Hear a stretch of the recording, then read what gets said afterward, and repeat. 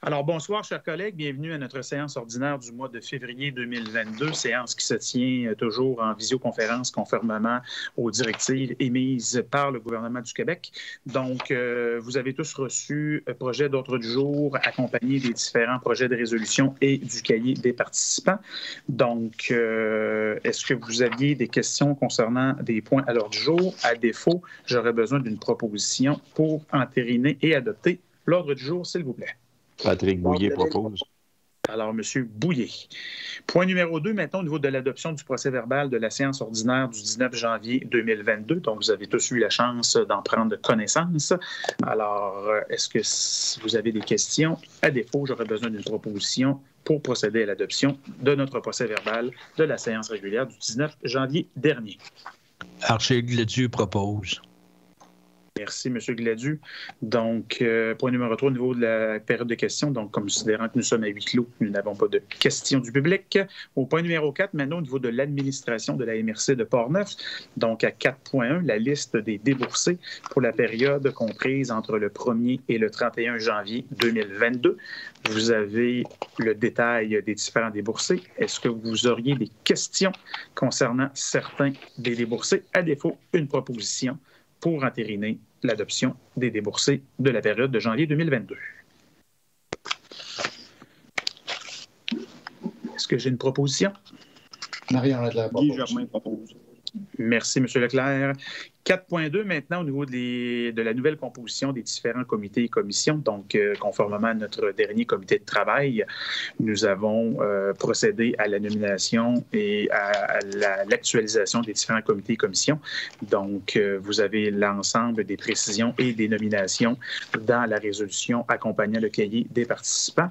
Donc, j'aurais besoin d'une proposition pour entériner la nomination des différentes personnes au sein des différents comités et commissions pour une période de 2 ans. Je propose, considérant que je ne suis pas dessus, je propose. Raymond Franqueur. Alors, M. Franqueur en fait la proposition. 4.3, au niveau de l'entente avec le service d'aide à l'habitation SAHA, autorisation de signature, donc tel que nous en avons discuté lors du dernier comité de travail, notre partenaire SAHA nous a offert la possibilité de pouvoir continuer à bénéficier de leur soutien technique dans l'analyse de différents dossiers pendant la période d'intégration de notre ressource, M. Patrick Lepire, qui est responsable du programme. Donc, si le tout vous convient, la résolution vise à renouveler le contrat avec la firme SAHA concernant le traitement des demandes adressées au programme d'adaptation de domicile pour une période d'1 année. Patrick Bouillet propose. Merci, M. Bouillet. 4.4, maintenant, au niveau des honoraires de service de la Société protectrice des animaux, autorisation d'effectuer des paiements. Donc, tel que nous avons discuté dans les dernières semaines, l'AMRC a décidé de retenir les services de la Société protectrice des animaux afin qu'elle puisse nous accompagner dans les différents services de soutien qui sont offerts par les municipalités. Nous avons eu la chance d'avoir un projet d'entente, sauf que celle-ci nécessite certaines vérifications et certaines confirmations avant de procéder à sa signature. Donc, l'objectif de la résolution est d'autoriser notre direction générale à effectuer les paiements pour les mois de janvier, février, mars au besoin, considérant que les services sont actuellement rendus. Alors, si le tout vous convient, j'aurais besoin d'une proposition pour permettre et autoriser notre direction générale à effectuer les paiements requis au niveau de la Société protectrice des animaux.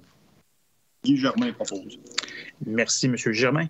4.5, maintenant, modification du plan d'assurance collective, donc autorisation au directeur des finances de signer tous les documents relatifs au transfert vers une prestation supplémentaire de chômage. Donc, cette résolution découle d'une analyse interne qui a été faite au niveau des opportunités qui s'offrent à nous pour réduire les coûts qui sont rattachés au plan d'assurance collectif qui sont actuellement en vigueur au niveau de la MRC.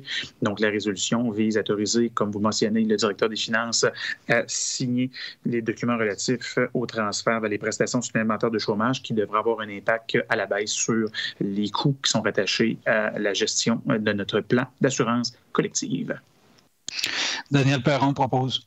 Merci, M. Perron. Et 4.6, une autorisation d'accès pour le directeur des finances. Donc, comme vous le savez, nous avons en fait un nouveau directeur des finances avec nous depuis les dernières semaines, M. Charles-Édouard France. Donc, la résolution vise à communiquer et à accéder à l'information, de permettre à M. France de communiquer et d'accéder à l'information auprès des institutions financières avec qui la MRC de Portneuf est en relation d'affaires. Guillaume Vézina propose. Merci, M. Vézina. Point numéro 5, maintenant au niveau de l'administration des territoires non organisés. Projet de règlement modifiant le règlement de zonage des territoires non organisés. Nous sommes à l'étape de l'avis de motion qui concerne un projet dans le ZEC de la Rivière-Blanche sur la rive ouest du lac Dugal. Alors, M. Lessard, je vous cède la parole brièvement pour exposer l'objectif du règlement. Oui, en deux mots, en fait, c'est un projet de règlement qui fait suite aux recommandations formulées par le Comité consultatif d'urbanisme des TNO. Et le projet de règlement proposé vise la création d'une zone récréative dans le secteur du lac Dugal. Et cette zone-là va permettre à la ZEC de la Rivière-Blanche d'aménager un terrain de camping rustique de quelques emplacements pour favoriser la mise en valeur à des fins récréatives de ce site-là. Donc, c'est une modification qui est assez simple. Donc, il y a deux gestes à poser ce soir. Donc, d'abord, avis de motion et adoption du projet de règlement. Donc, j'aurais besoin d'une proposition pour l'avis de motion dans un premier temps. Patrick Bouillet, de l'avis de motion. Merci, M. Bouillet. Et à 5.2, une proposition pour procéder à l'adoption du projet de règlement en lien avec l'avis de motion et des explications qui ont été formulées par M. Lessard. Archie Gladieux propose. Alors, Mme Ouellette en fait la proposition. Nous serions donc rendus maintenant au point numéro 6 qui concerne le service de l'aménagement du territoire et de l'urbanisme, donc à 6.1 au niveau des certificats de conformité au schéma d'aménagement et de développement. Au nombre de 3. Alors, M. Lessard, je vous cède la parole. Oui, effectivement, 3 règlements qui vous sont déposés pour fin de conformité au schéma d'aménagement. Le premier règlement concerne des modifications au règlement d'administration et de zonage de la ville de Cap-Santé. En fait, le règlement adopté vise à intégrer des dispositions applicables à l'implantation de projets résidentiels intégrés sur le territoire de la ville de Cap-Santé et à spécifier les mesures d'encadrement applicables pour de tels projets. Donc, le schéma d'aménagement ne contient aucune exigence particulière à cet effet-là. Le deuxième règlement concerne des modifications au règlement de zonage de la ville de Pont-Rouge. Donc, le règlement adopté vise principalement à modifier les limites de certaines zones résidentielles à l'intérieur du périmètre d'urbanisation, mais aussi à ajouter certains usages dans une zone commerciale du périmètre d'urbanisation, à modifier certaines normes d'implantation applicables dans la municipalité et revoir certaines règles liées à certaines constructions accessoires. Donc, le règlement adopté respecte les modalités d'aménagement qui sont prévues au schéma d'aménagement. Le troisième règlement adopté concerne une modification au règlement de zonage de la ville de Saint-Raymond. En fait, le règlement adopté vise la création d'une zone récréative visant la mise en œuvre d'un projet récréo-touristique dans le secteur du rang Sainte-Croix. Le secteur concerné est situé dans une affectation forestière du schéma d'aménagement, mais le schéma précise que ce genre d'activité-là peut s'avérer compatible à certaines conditions à l'intérieur de l'affectation forestière. Et donc, la zone récréative en question respecte les modalités d'aménagement qui sont prévues au schéma d'aménagement. Donc, les 3 règlements transmis s'avèrent conformes aux exigences du schéma d'aménagement et on vous recommande d'autoriser la délivrance des certificats de conformité requis.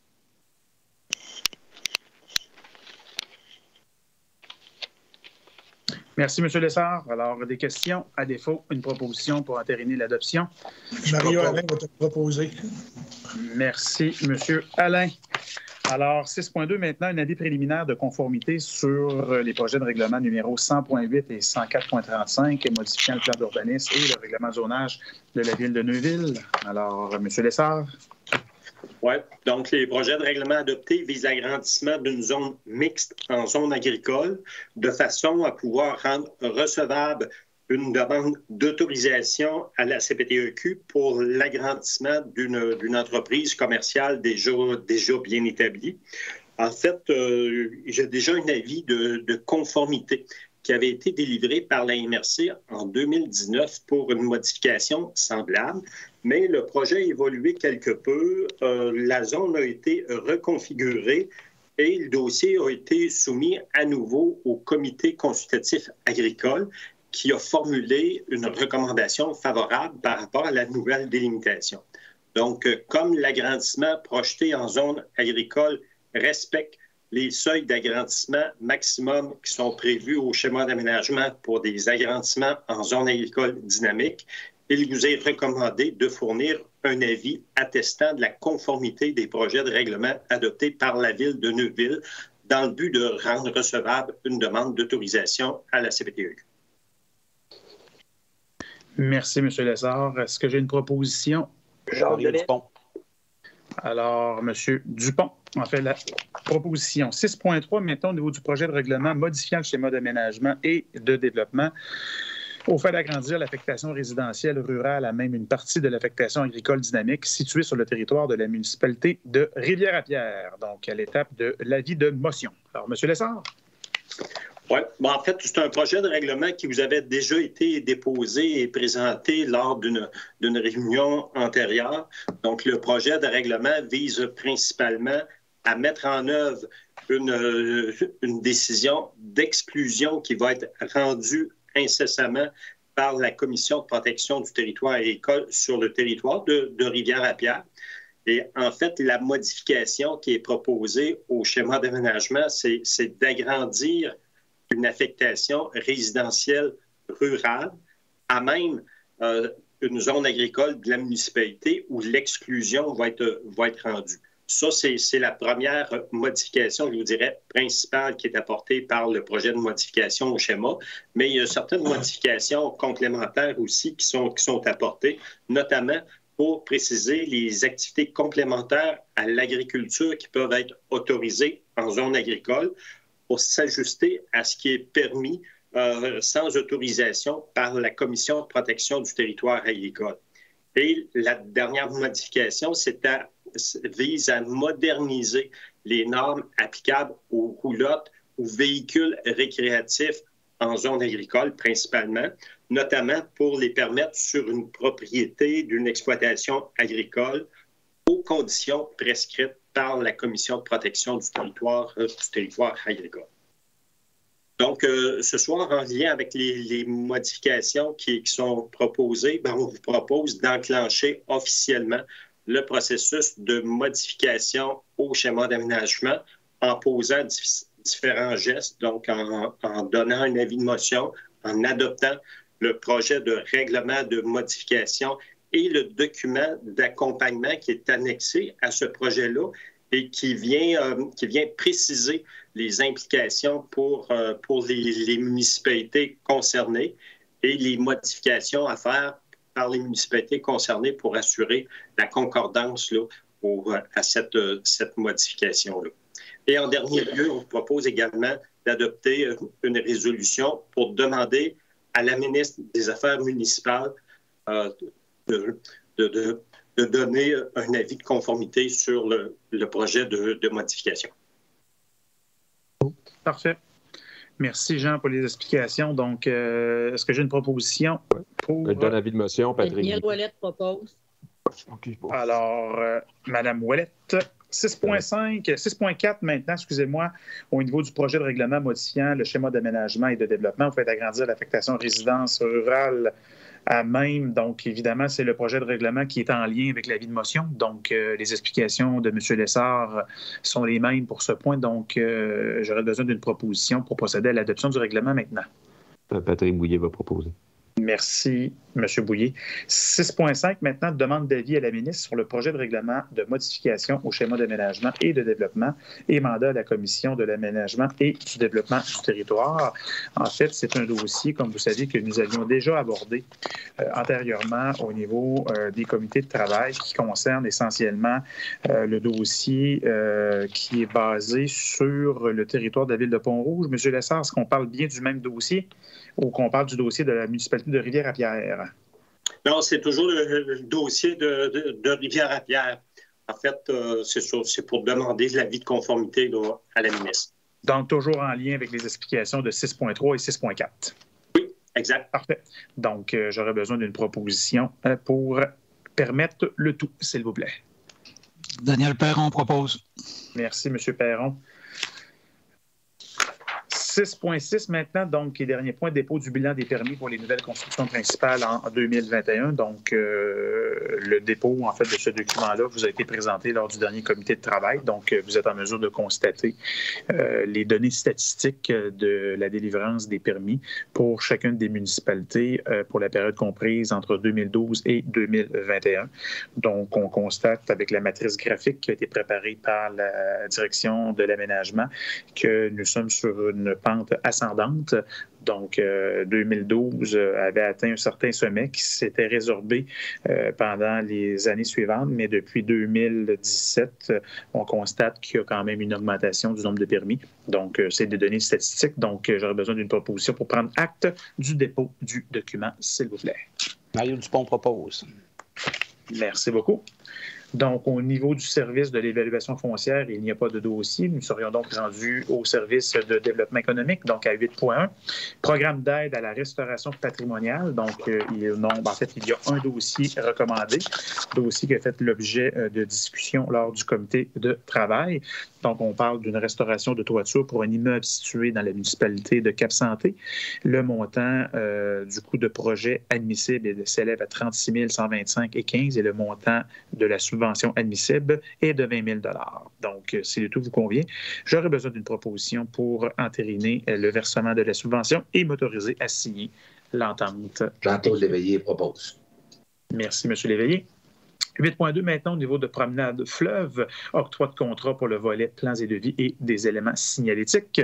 Alors, tel que nous en avons discuté lors de notre dernier comité de travail, le projet promenade fleuve, en fait, a été initié il y a déjà quelques mois et nous sommes rendus à l'étape de l'octroi d'un contrat. Donc, le montant du contrat de gré à gré à option aménagement pour une somme forfaitaire de 21 502,50 plus les taxes applicables. Donc, j'aurais besoin d'une proposition. Monsieur Bouillet. Oui. 8.3, maintenant, au niveau du plan de mobilité durable intégré, octroi de contrat pour l'accompagnement de la phase de consultation. Donc, la présente résolution vise à autoriser, en fait, le préfet à signer un contrat avec l'entreprise Mobilité pour une somme de 15 678 avant les taxes, conditionnellement à la confirmation d'une contribution du Fonds pour les solutions de transport en commun en milieu rural et de demander, évidemment, à notre député, M. Godin, de faire les démarches nécessaires pour obtenir un suivi de la demande d'aide financière qui a été adressée à Milieu rural d'infrastructure Canada en octobre dernier et de mandater la Commission de développement social et économique de trouver des alternatives de financement et d'éviter des retards pour la mise en œuvre du chantier de discussion. Merci, M. Delille. 8.4, comité d'analyse du Fonds patrimoine et culture 2022. Donc, la MRC, comme vous le savez, a un comité d'analyse qui est composé de différents représentants. Donc, 3 représentants de la table de concertation culture et un représentant du ministère de la Culture, du gouvernement et un représentant de notre conseil. Donc, si le tout vous convient, nous procédions à la nomination du prochain conseil formé de M. Blackburn, maire de la ville de Cap-Santé, et la nomination de Mme Diane Vincent, Mme Lise Filion et M. David Lesage et de Mme Claudine Bertrand au sein du comité d'analyse pour l'année 2022. Est-ce que j'ai une proposition en ce sens? Archie Gladu propose. Merci, M. Gladu. Donc, 8.5, table de concertation bioalimentaire du Québec connu sur l'acronyme TCBQ, demande de nomination. Donc, le tout a été discuté, comme vous le savez, lors du dernier comité de travail et à la suite de discussions qui ont été intervenues entre Mme Godin et les différents intervenants de la capitale nationale. Il est recommandé de procéder à la nomination de Mme Andréane Bélan, qui est notre agente de développement régional, de siéger à la table de concertation bioalimentaire du Québec pour l'année 2022. Et nous pourrons voir évidemment son implication et ses interventions au cours des prochains mois. Alors, c'est tout. Vous convient, j'aurais besoin de propos. Monsieur Dupont. Oui. Excellent. 8.6 maintenant, défi Ose entreprendre, 24e édition. Donc, une demande de participation financière pour le volet régional. Donc, à chaque année, la MRC est un partenaire dans cette excellente initiative qui permet à nos jeunes entrepreneurs de pouvoir rayonner et d'avoir une vitrine au niveau de notre concours entrepreneurial. Donc, si le tout vous convient, j'aurais besoin d'une proposition pour permettre le versement d'aide financière de 750 $ pour le concours Ose entreprendre 24e édition. Patrick Bouillet propose. Merci, M. Bouillet. 8.7, Choc FM, lettre d'appui concernant l'ajout d'un répétiteur. Donc, la station de radio Choc FM 88.7, dont la station est basée à la ville de Pont-Rouge, souhaite que nous puissions écrire une lettre d'appui pour leur permettre d'avoir un meilleur rayonnement, donc une meilleure diffusion. Et donc, cette lettre est destinée au CRTC pour permettre à l'entreprise de pouvoir continuer ses démarches auprès de l'entité gouvernementale. Raymond Franqueur a fait proposition. Merci, M. Franqueur. 8.8, avenant numéro 13 au contrat de prêt conclu dans le cadre du programme d'aide d'urgence aux petites et moyennes entreprises. Donc, une autorisation me permettant de signer l'avenant. Donc, comme vous le savez, nous avons depuis l'année 2020 l'administration du programme d'aide d'urgence au niveau des prêts COVID 2019. Et au fur et à mesure que la pandémie a progressé, le gouvernement a procédé à certaines adaptations et ajustements de son programme. Et l'avenant numéro 13 vise à actualiser les dernières modifications et l'octroi des aides additionnelles qui nous ont été octroyées pour qu'on puisse les verser à notre tour aux différentes entités admissibles. Donc, si le tout vous convient, j'aurais besoin d'une proposition m'autorisant à signer l'avenant numéro 13. Claude Duplain propose. Merci, M. Duplain. 8.9 maintenant, fonds ou soutien aux projets structurants de la MRC de Portneuf au niveau des projets. Donc, on a quelques projets. Donc, 2 projets au niveau du volet local. L'un qui est présenté par la ville de Lac-Sergent qui concerne la mise en place de la phase 2 de leur sentier d'Herbétis. Donc, le montant recommandé, 15 000 $ et la municipalité de Deschambault-Grondines concernant la bonification des infrastructures pour un parc et les parcs municipaux pour leur clientèle 0,5 ans. Donc, un montant recommandé de 9 788. Maintenant, au niveau du volet territorial, Ville de Portneuf, pour l'étude finale préalable au transfert du quai, donc un montant qui est recommandé de 15 000 $. Fondation Plamondon, qui concerne l'exposition d'artistes à reporter les photographes professionnels de Saint-Raymond au 20e siècle, montant recommandé 15 000 $. Et le camp de Portneuf pour la planification stratégique, un montant de 10 000 $. Et finalement, au niveau du volet événements touristiques, Culture Saint-Casimir, la commission brassicole, un montant recommandé de 10 000 $. Donc, si le tout vous convient, j'aurais besoin d'une proposition pour entériner le tout, s'il vous plaît. Jacques Delisle propose. Merci, M. Delisle. 8.10 maintenant. Pour le prochain point, Monsieur le Préfet, je vais me retirer. Je suis en intérêt. Parfait, je comprends. Alors, merci, monsieur. Donc, nous allons noter le taux procès-verbal, Mme Frenette. Donc, au niveau du fonds d'aide d'urgence aux petites et moyennes entreprises COVID-19, donc, vous avez tous reçu la nomenclature. Nous avons 36 dossiers qui ont été, analysés, dont l'objectif vise à octroyer des montants d'aide qui proviennent du ministère de l'Innovation. Donc, si le tout vous convient, j'aurais besoin d'une proposition pour entériner les montants qui sont recommandés et qui sont reproduits à l'intérieur de la résolution du cahier des participants. Yves Bédard propose. Merci, M. Bédard. Donc, 8.11, comité d'investissement commun, adoption des projets recommandés. Donc, vous pouvez constater qu'il y a 2 projets.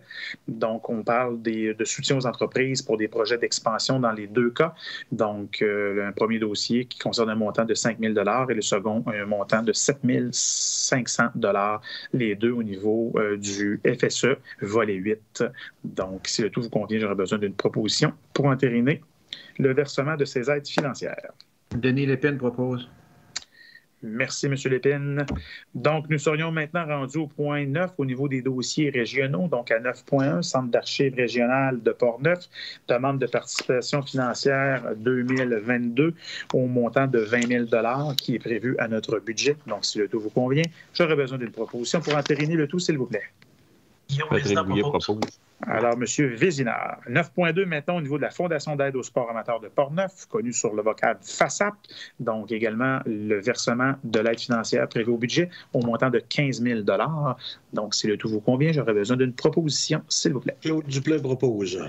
Merci, M. Duplain. 9.3, Corporation du bassin de la Jacques-Cartier, demande de participation financière, donc au montant de 500 Alors, si le tout vous convient, j'aurais besoin d'une proposition, s'il vous plaît. Archie Gladu propose. Merci, M. Gladu. 9.4, Centre Femmes de Portneuf, une demande de participation financière pour l'activité de la Journée internationale des droits des femmes qui aura lieu le 8 mars prochain. Donc, la contribution recommandée est de 250 Alors, est-ce que j'ai une proposition en ce sens? Daniel Ouellet propose. Madame Ouellet en fait la proposition.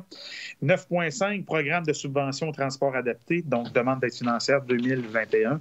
Donc, essentiellement, la résolution vise à confirmer au ministère des Transports l'engagement des municipalités participantes à l'entente de service et de contribuer pour un minimum de 20 de notre budget et de demander au MTQ de lui octroyer une contribution financière de base de 319 421 dans le cadre du programme de subvention pour l'année 2021 et que la MRC demande d'ajouter à cette subvention une allocation spécifique pour les déplacements hors territoire pour l'augmentation d'achalandage s'il y a lieu et d'autoriser notre directrice générale à signer les documents pertinents en lien avec cette résolution.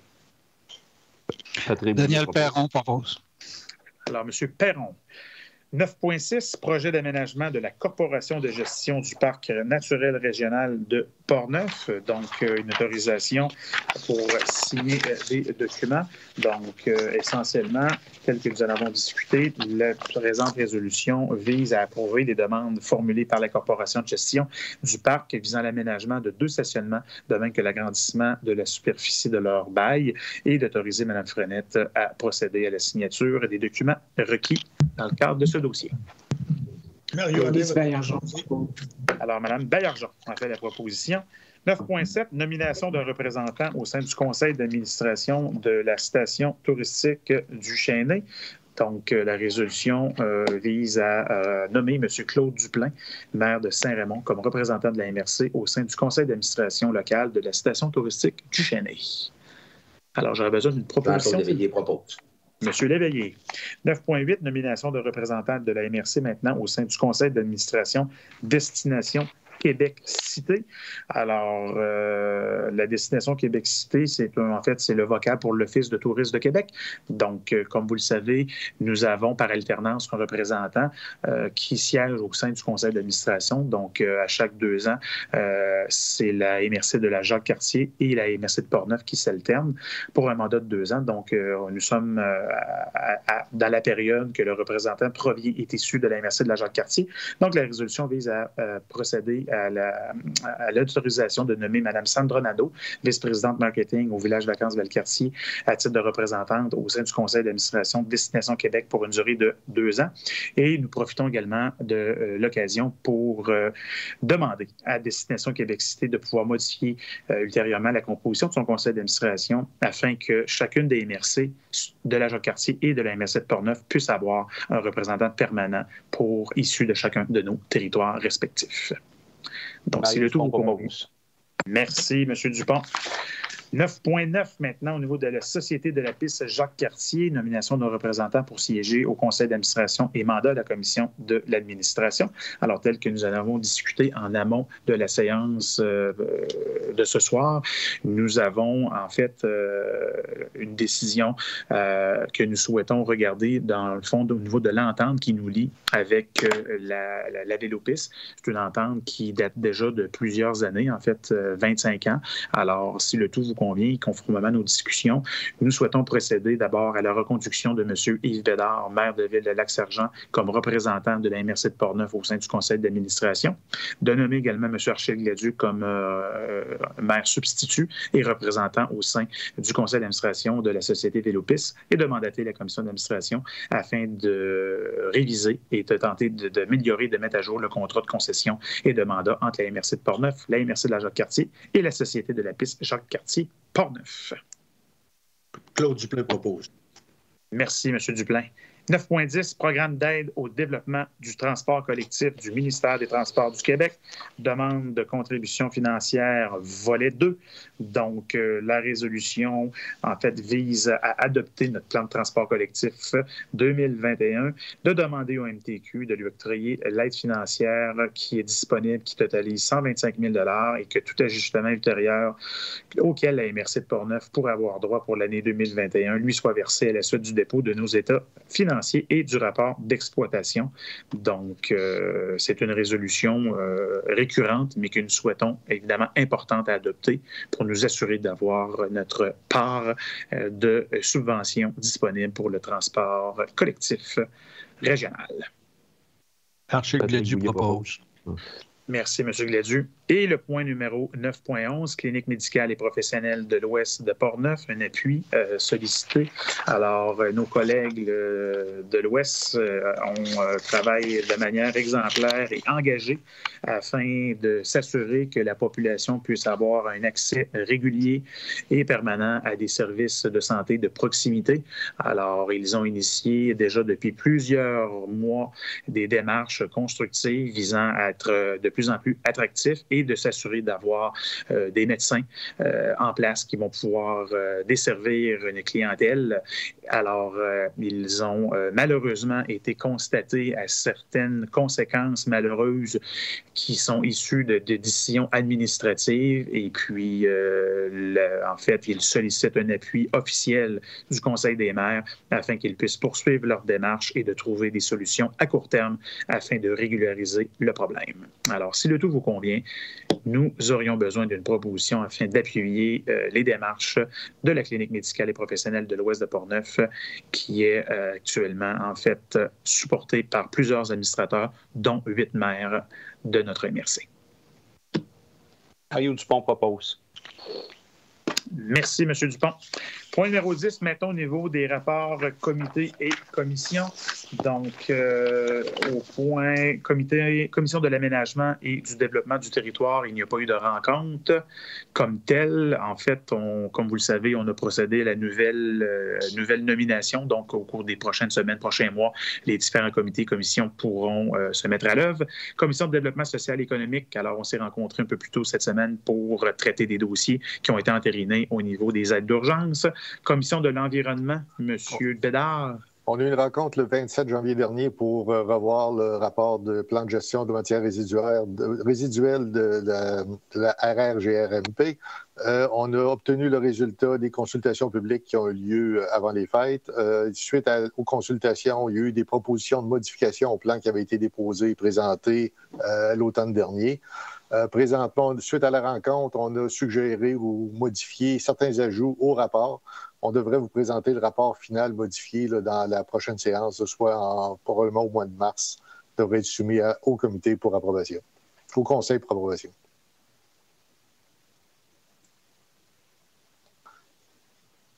Ton micro, Bernard, faudrait-tu mettre ton micro?